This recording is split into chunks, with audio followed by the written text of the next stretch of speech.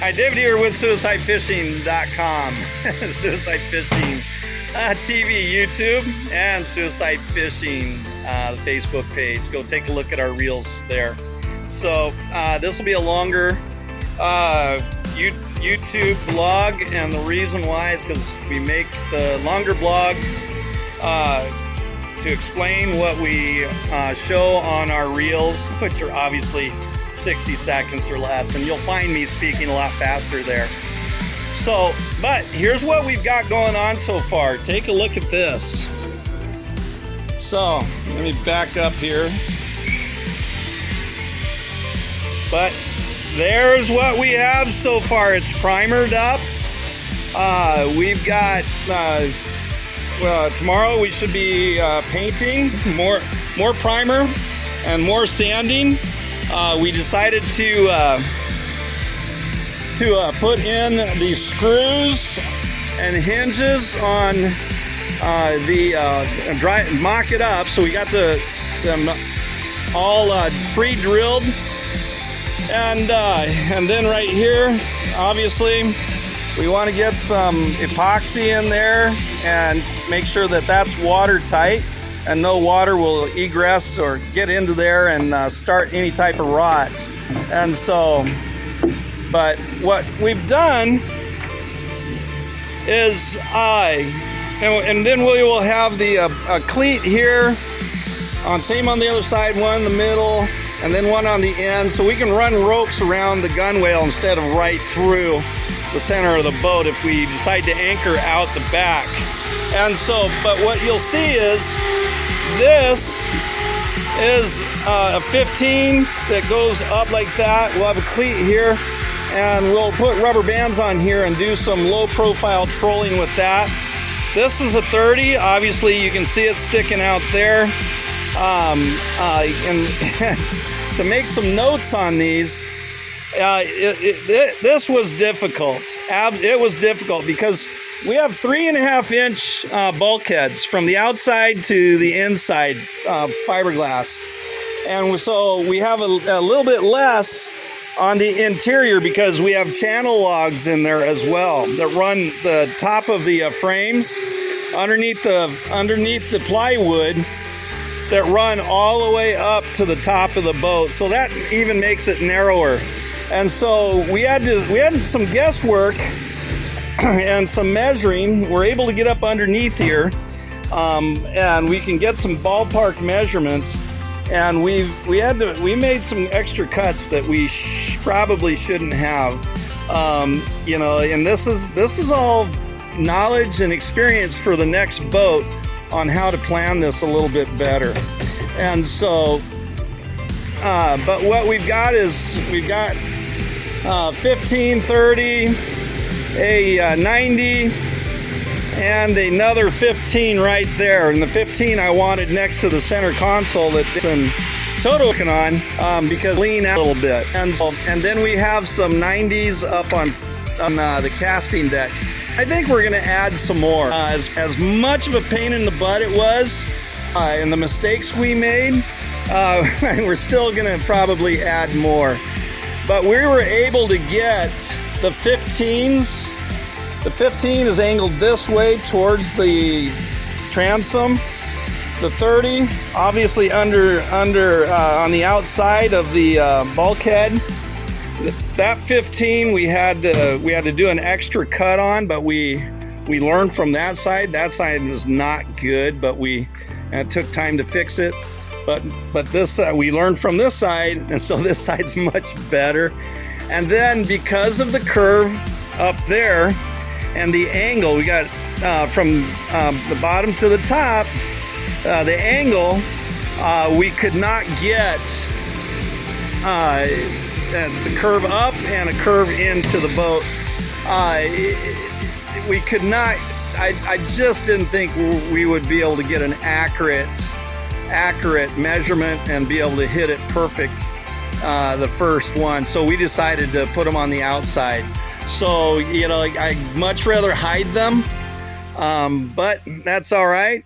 The other nice thing about this is because this is open, we can get some expanding foam in there without having to drill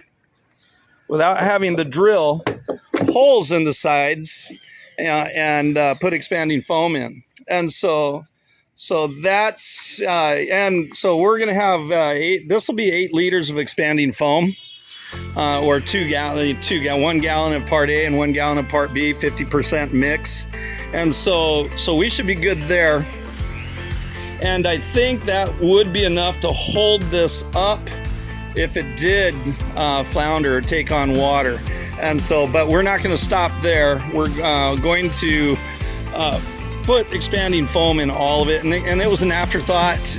We wanted to do it. I bought some expanding foam from Lazada in a can. I got some some advice on one of the boating groups saying that 15 cans would take care of this boat, and that was a little far-fetched. It was not accurate. And so, but I bought 3 to try it out, and I quickly realized it wasn't going to work.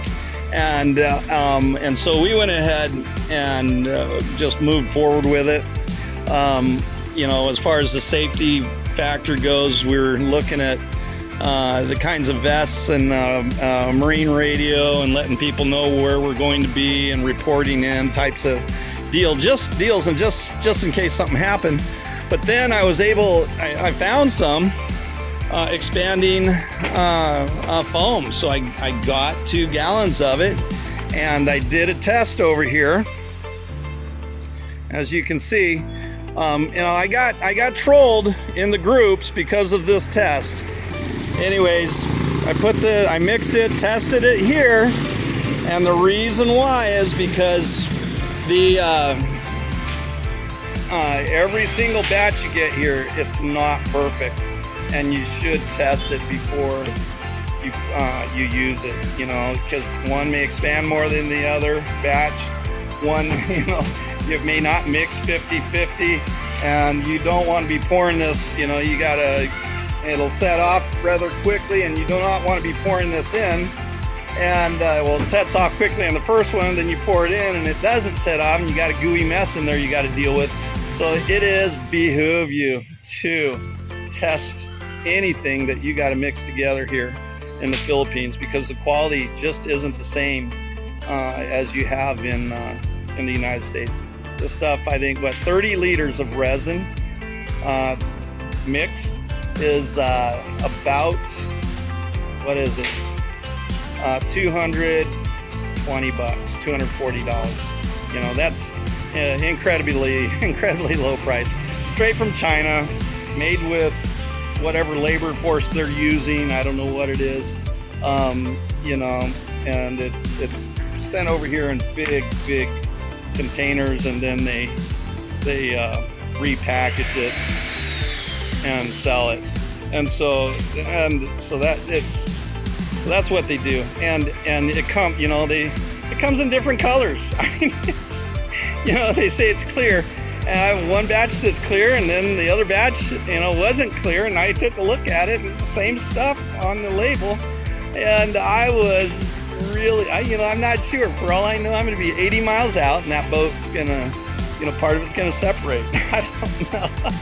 So I didn't want that to happen, so I tested it. And, you know, call me slow, whatever, but I don't want to, I want to make sure I don't have to do more work on this boat. You know, I've spent enough time and effort building it. I don't want to go back and have to fix something that you know, just because there was something wrong with the resin or the epoxy that I'm using. So anyways, the guys here, back to the boat. So the guys here are working on the center console, and they are mocking up the hinges. And so, and what we'll do here is we'll get this all painted up. We have the holes drilled, and in the bottom here, we got to fix them up with some epoxy because we don't want any exposed wood, especially in the bottom where there's going to be more likely water. And there's the for the remote for the engine, and electrical that goes up underneath both gunwales. And I wasn't kidding when I said we'll probably put some strip lights in there, and there's these remote controlled strip lights that are waterproof, 12 volt. You can get up and they're LED, very low draw on the battery, and you can get whatever colors you want. You know, if you want red one night, you can have red. You want green, blue, yellow, it's all there. And so you hook it to your stereo and you got disco lights. So the other thing we got to do is we got to finish up. We got to drill holes in the back here for the bilge and for the drain. And you know, we got to clean this up a little bit. We got to put the bilge pumps in. You see it's a little dirty in there, but we'll get that all ground out and cleaned up and paint it. And we've got the holes pre-drilled for the hinges, so, and screwed in, but I didn't want to use the screws. They're wood screws, and I just, you know, I plan on going after some bigger fish, so I went and bought some countersunk screws and bolts and washers to go underneath. So so hopefully they'll stay in and a lot better. And so there's some of my jigging poles. I don't have anything for bigger fish, but I do have 60 pound braid, and my top shot is about 15 meters. And I routinely get 9 to 20 kilo fish. And so, you know, in my small little Filipino banca, parked at my brother-in-law's house, and he uses it because he goes fishing a lot. So anyways, that's about it. Here's the stars of the show. Toto Packley, Dennis Ganibo, but he's secretly, his real name is Gambino, from the crime family syndicate out of New York City, but no one knows that, not even the NBI.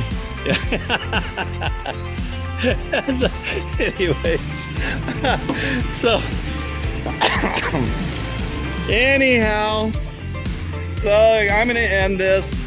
The video cut out earlier. It's cut out twice, don't know why. And so maybe I need to clean it up or reformat it or something. But anyways, hey, hi. So David here with SuicideFishing.com. You heard me say it before. Suicide Fishing TV, the Facebook. So this is where our longer videos go, like this one. And Suicide Fishing Facebook, the page. And that's where all of our short reels go. So 60 seconds. I get to relax and chat a lot on the blogs, but I got to talk fast on the reels. So I'm and I have to do a lot of takes, like 10, 12 takes sometimes, because I screw up. Anyways, so hey, a lot of my friends. Last topic, a lot of my friends, I've got a few people that have lost loved ones, you know, and you just don't know when you're going to lose them. You don't. And so, and that's the reason why I'm going to say this. Go out and give someone you love a hug, because you don't know when they're going to be gone, you know. At least let them know that you love them, all right? And so, anyhow, I'm going to sign off. I love you all. I hope you have an absolutely better day than I've had, and I have great days.